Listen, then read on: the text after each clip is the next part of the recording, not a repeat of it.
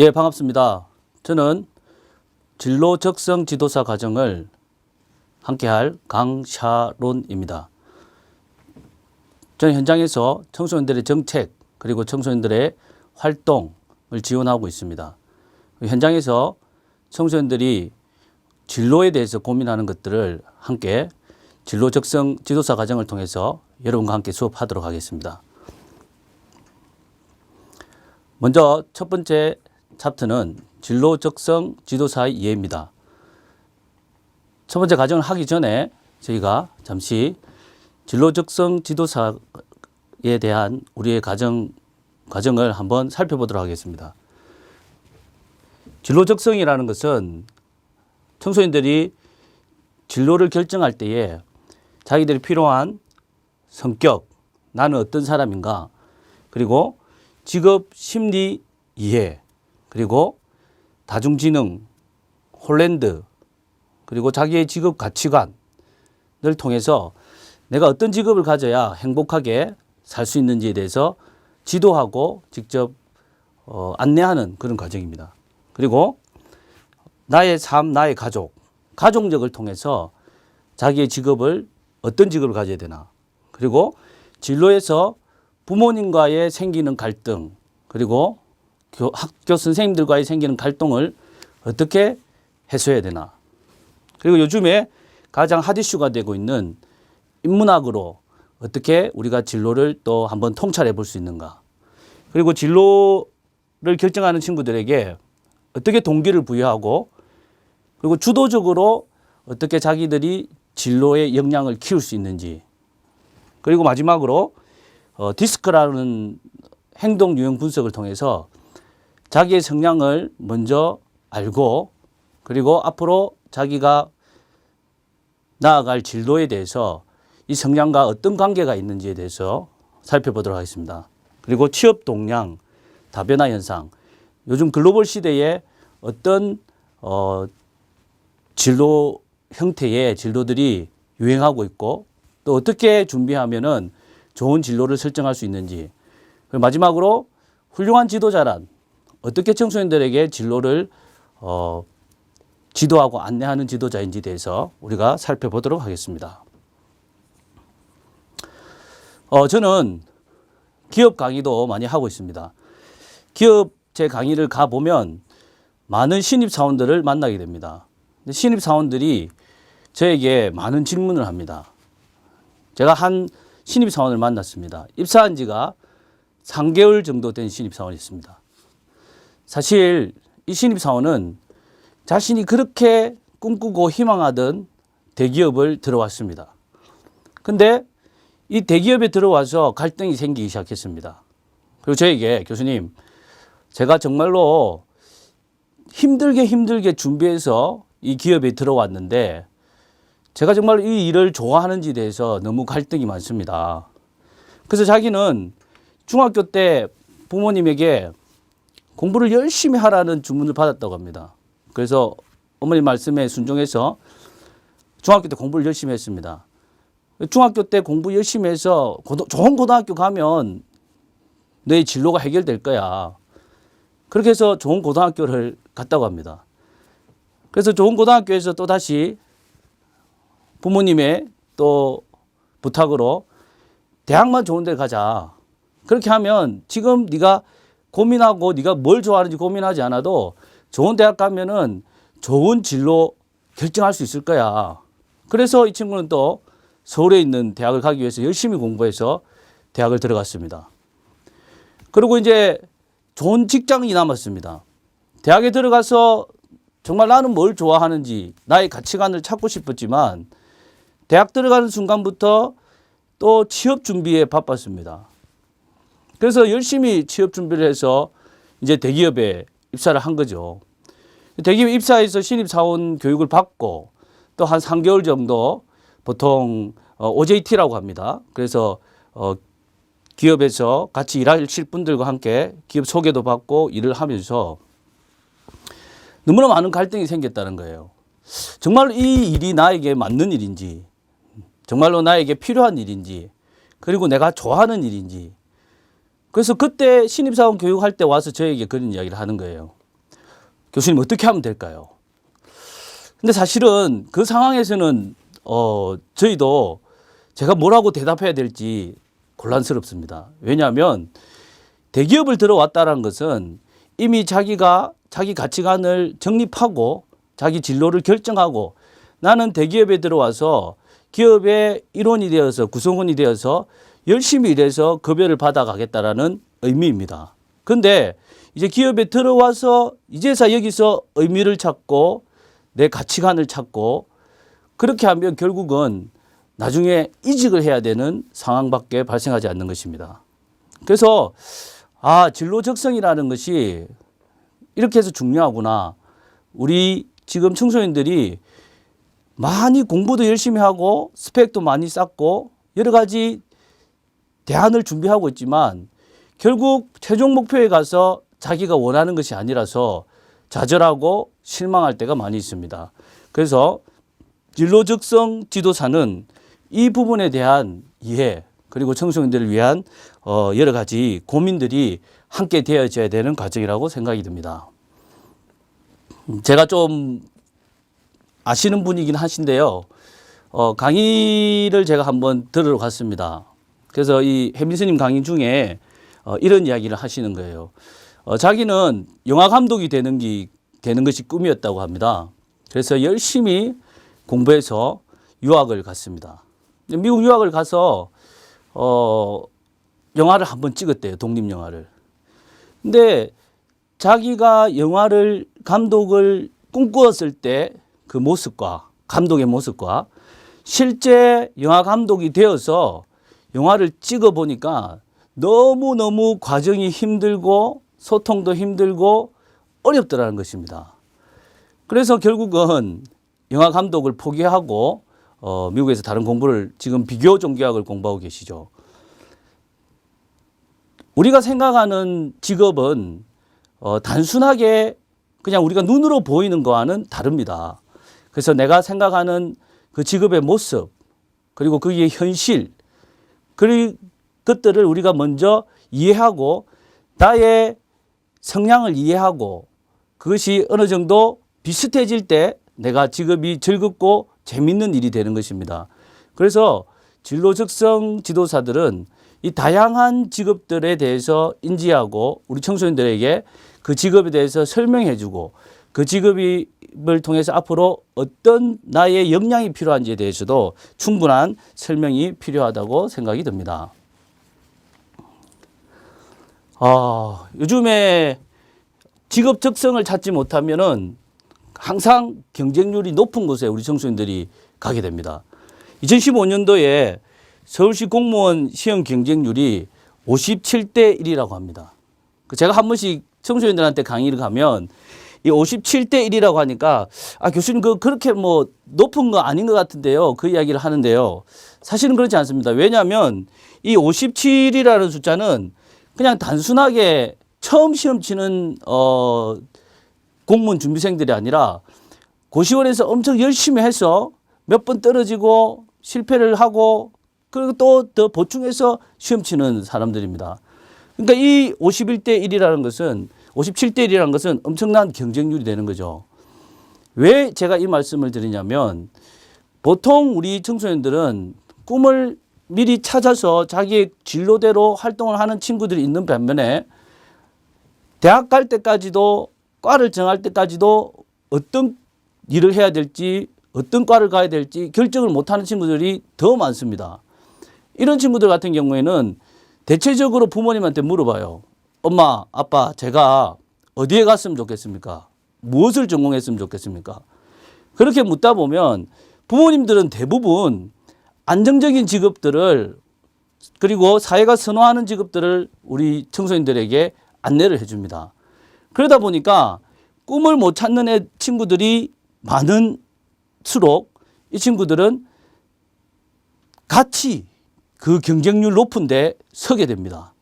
그래서 공무원이 되고 교사가 되고 또 사회에서 선망하는 직업들을 갖는 것이 자기의 어떤 적성하고 상관없이 그 직업을 선택하거나 진로를 선택하게 되면 필요 없는 경쟁을 하게 되는 실정이 된다는 것입니다.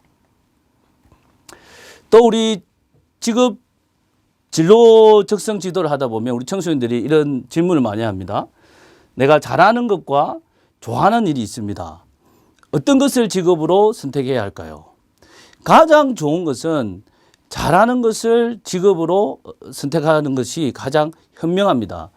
좋아하는 일, 그 잘하는 일이 좋아하면서 또 잘할 수도 있습니다. 하지만 지금 사회는 경쟁 사회입니다. 그래서 이 청소년 때부터 아주 다양한 훈련들을 하고 청소년들이 직장에 가고 직업을 선택하게 됩니다. 그래서 그 분야에서 일을 잘하지 못하면 사실은 너무 많은 좌절과 실패를 경험하게 됩니다. 그래서 가능하면 잘하는 것에 직업에 초점을 맞추고 그리고 그 잘하는 것을 통해서 내 좋아하는 일을 할 수 있도록 이렇게 하는 것이 좋지 않겠느냐 하는 것이 저희 개인적인 생각이긴 하지만 이런 부분들에 대해서 우리 진로 적성 지도자 선생님들은 나는 어떤 직업을 선택했고 나는 청소년들에게 어떤 대답을 해줘야 되겠고 또 이 대답에 대해서 어떤 근거로 준비를 해야 될지에 대해서도 우리가 고민하는 것이 좋을 것 같아서 넣어봤습니다. 직업 적성 지도자란 제가 이 블랭크를 넣었습니다. 내담자의 무엇을 찾아주고 무엇을 느끼게 해주며 가치를 찾아주는 것이다. 여러분 쉽지 않죠? 이 질문에 대한 답변을 위해서 제가 하나의 이야기를 해드리도록 하겠습니다. 이 작가는 카프카라는 작가입니다. 카프카라는 작가는 원래 작가가 되고 싶었습니다. 작가가 되고 싶었는데 아버지의 반대 때문에 아버지가 사업가였거든요. 아버지의 반대에 부딪혀서 자기가 하고 싶은 일을 하지 못하고 돈을 벌어야 되는 일 그리고 사회에서 명망받는 일 그런 일들을 자신이 하면서 너무 힘들게 자기 인생을 살면서 작품을 남겼습니다. 그 작품 중에 이제 주로 이 카프카가 하는 이야기 중에 브로트 베루프라는 말이 있습니다. 이 브로트 베루프라는 말은 밥벌이 인생이라는 것입니다. 정말 내가 좋아서 사는 것이 아니고 좋아서 내 일을 하는 것이 아니고 그냥 먹고 살기 위해서 어쩔 수 없이 일하는 사람들 그리고 자기 자신도 실제로 작가로서 글을 쓰고 싶은 자기의 꿈이 있는데 이 카프카는 보험회사에 들어가서 일을 했습니다. 그리고 또 다른 회사를 이렇게 옮겨가면서 일을 했는데 그때마다 사람들을 바라볼 때 이 단어를 자기가 입에서 이야기를 했다고 합니다. 브로트 베르프. 결국은 밥벌이 인생은 즐겁고 행복할 수가 없다라는 이야기인데요. 이 카프카가 밥벌이 인생이 되지 않기 위해서 어떤 고민을 했는지 우리가 함께 보도록 하겠습니다. 여기 보면 나는 그 어려운 환경에서도 이만큼 해냈는데 부족한 게 없는 너는 왜 그렇게밖에 못하느냐 이렇게 이제 이야기를 하는 것은 누구냐면 이 카프카의 아버지입니다. 카프카의 아버지가 자신이 상인으로서 열심히 해서 인생에 성공을 했는데 아들은 성공하지 못하는 모습을 보고 이렇게 이제 다 그치는 거죠. 그래서 우리도 지도사로서 또는 부모로서 우리의 역할, 우리가 자녀들에게 또는 우리에게 내담오는 내담자들에게 상담을 청하는 내담자들에게 왜 그거밖에 못할까? 그렇게 하는 게 아니라 이렇게 열심히 해서 적성을 찾아야 된다. 열심히 해서 인생을 성공해야 된다. 이렇게 지도하는 것이 과연 진로 적성 지도사의 역할인가? 그거에 대해서 우리가 한번 이야기를 통해서 고민해 보도록 하겠습니다. 여러분이 뭐 잘 알고 있는 소설이긴 합니다. 카프카의 변신이라는 소설입니다. 이 소설의 내용은 황당합니다. 제가 초등학교나 중학교 가서 강의 중에 이 이야기를 해주면 애들이 되게 놀라기도 하고 또 이야기에 대해서 흥미를 가지기도 합니다. 이 이야기를 잠깐 드리면 이 카프카의 변신이라는 책에 나오는 이 인물은 그레고르라고 하는 인물입니다. 그레고르는 자신의 아버지가 더 이상 이제 나이가 들고 일을 할 수 없는 상태가 되고, 그리고 어머니는 또 가정주부 생활을 하기 때문에 일을 하지 못하는 상태가 됩니다. 그리고 자기 또 동생이 한 명 있는데 이 동생은 아직 학생입니다. 그래서 집안에서 일을 해서 먹여 살리기에는 힘든 상황입니다. 근데 이러한 카프카에게 어느 날 자기 자신의 진로를 결정해야 되는 상황이 되는 거죠. 근데 자기는 다른 일을 하고 싶은데 어쩔 수 없이 가족을 부양해야 되는 마음에서 카프카는 보험회사에 취직을 하게 됩니다.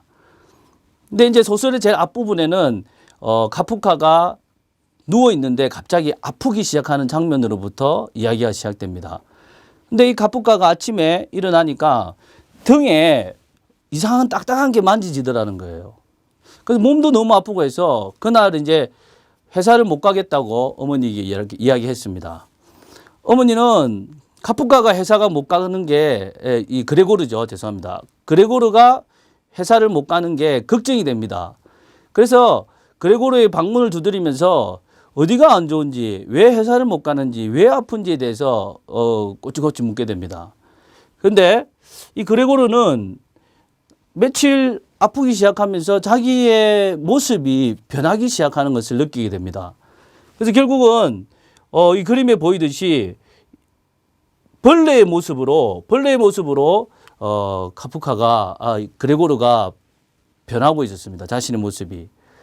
그래서 그레고르는 정말 외로웠습니다. 근데 이 가족들이 원래 그레고르가 돈을 벌 때는 가족들이 너무나 잘해줬어요. 마지로서 가장의 가족을 책임지는 사람으로서 역할을 감당하기 위해서 어머니도 아버지도 그레고르에게 최선을 다해줬습니다. 하지만 이 벌레로 변하고 나서 그레고르의 삶은 달라졌습니다. 집에서 누구도 관심을 주지 않고 외롭게 방에서 혼자 죽어가고 있었습니다. 그 자기 동생이 이제 몇 번 와서 방에 와서 먹을 것도 갖다 주고 그렇게 하는데 점점 그레고르의 모습은 완전한 벌레로 이제 변해갔습니다. 동생에게도 이제는 자기의 모습을 보이기가 싫고 가족에게도 모습이 보이기 싫어서 들어올 때마다 숨곤 했습니다. 근데 이 그레고르가 그래도 내가 이렇게 죽어서는 안 될 것 같다는 생각이 들어서 자기의 마음에 부모님을 만나봐야 되겠다. 자기의 마음속에 결심을 하고 밖을 나가게 됩니다. 그래서 자기 방 밖을 나가다가 엄마가 깜짝 놀랐습니다. 그래가지고 엄마가 막 기겁을 하면서 아니 우리 아들이 어떻게 저렇게 변했냐고 막 소란을 피우니까 아빠가 놀래가지고 여보 왜 그래 놀래가지고 와서 아빠도 너무 당황하니까 당황해서 그냥 그 탁자에 있는 사과를 들고 그레고르에게 던집니다. 그레고르가 그 사과를 맞고 이제 방으로 들어가서 시름시름 죽게 되는 거죠. 그래서 이제 이 그레고르가 죽고 나서 이 그레고르를 이 벌레로 변한 그레고르를 시체를 치워줄 사람이 아무도 없는 거예요. 가족들도 누구도 거기에 들어가서 채우는 것을 두려워하고 있었습니다. 근데 눈치가 빠른 이 집에 청소하러 오시는 할머니가 와서 마지막으로 이 방에 들어가서 가족들 몰래 그 그레고르의 시체를 수습해서 밖에다가 이제 묻어주게 되죠. 그리고 그 할머니가 가족들에게 이야기합니다. 제가 당신들이 고민하는 것을 해결했습니다. 그렇게 이야기하니까 이 가족들이 그때서야 기지개를 펴면서 마음을 안심을 하면서 자신의 할 일들을 하기를 시작합니다. 이 소설 마지막에 보면 그날은 따뜻한 아주 햇빛이 찌는 날 이 가족들은 이 그레고르가 이제 없어진 것을 알고 서로 희망을 이야기하면서 여행을 떠난다. 이렇게 이야기를 하고 있습니다. 과연 카프카는 이 소설을 통해서 우리에게 어떤 이야기를 던지고 있는 걸까요?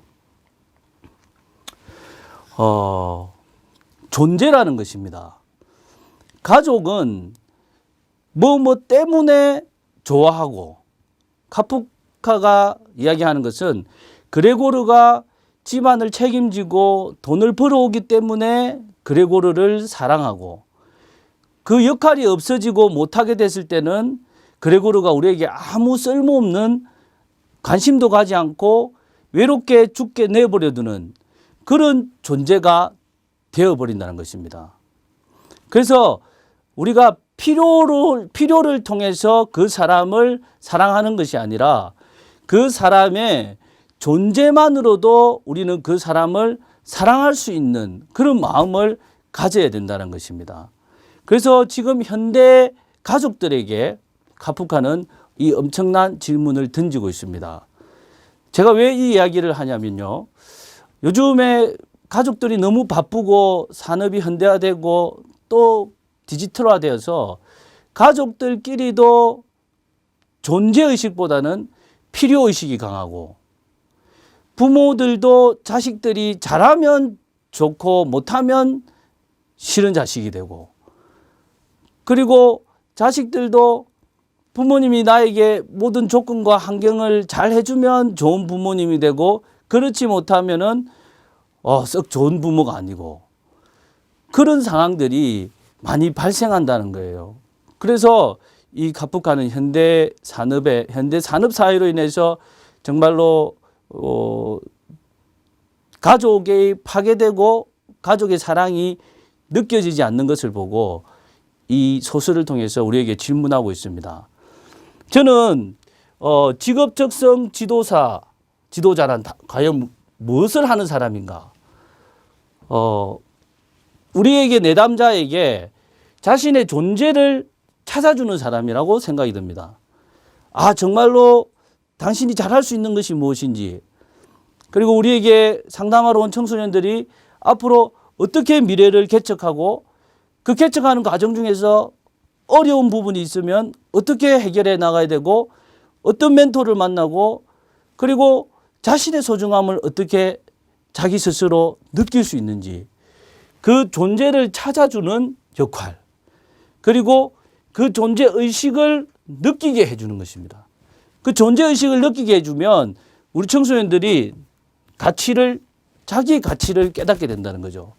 그래서 자기의 가치를 찾아서, 자기의 가치를 찾게 되면 꼭 누가 진로 지도를 열심히 하지 않아도 스스로 자기의 가치를 인정하고 자신이 스스로 진로를 개척해 나가고 찾아가고 또 만들어 나갈 수 있는 그런 내담자들이 되지 않을까라는 생각을 해봅니다. 그래서 직업적성 지도자란 내담자에게 내담자의 성격과 성향과 잘할 수 있는 것이 무엇이며 또 앞으로 무엇을 해야 될지에 대해서 그 가치를 발견해주고 그 가치에 대해서 자신감을 넣어줄 수 있는 그런 지도자가 되었으면 좋겠습니다. 첫 번째 강의는 이렇게 마무리하도록 하겠습니다. 감사합니다.